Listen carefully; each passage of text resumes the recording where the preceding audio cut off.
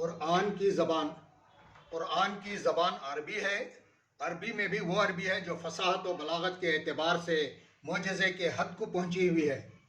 جن و بشر میں سے کسی کو یہ قدرت حاصل نہیں ہے کہ اس کے مثل کوئی کلام پیش کر سکے. شعرائے سبع معلقہ میں لبید آخری شاعر ہیں. ان کے ایک شعر پر شوق اکاز میں تمام شعرائے وقت نے ان کو سجدہ کیا اور عرب کی روایت کے مطابق اعزاز کے طور پر ان کا قصیدہ خانہ کعبہ پر آویزاں کیا گیا. لبید بعد میں مسلمان ہو گئے. مسلمان ہونے کے بعد انہوں نے شعر کہنا ترک کر دیا.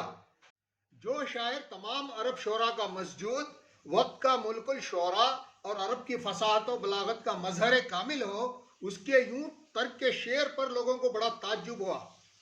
کسی نے ان سے پوچھا کہ اب آپ شعر نہیں کرتے؟ اس کے جواب میں انہوں نے فرمایا کہ بعد القرآن، کیا قرآن کے نازل ہو جانے کے بعد بھی اس کے لیے کوئی گنجائش باقی ہے؟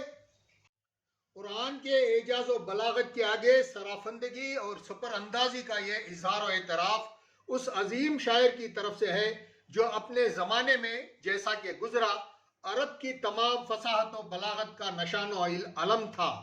جب وہ اس طرح قرآن کے آگے گھٹنے ٹیک دیے، اس کے بعد کسی اور کے لیے قرآن کے آگے نگاہیں اونچی کرنے کا کیا امکان باقی رہا؟ بشکریہ تدبر القرآن، مولانا امین احسن اصلاحی رحمۃ اللہ علیہ.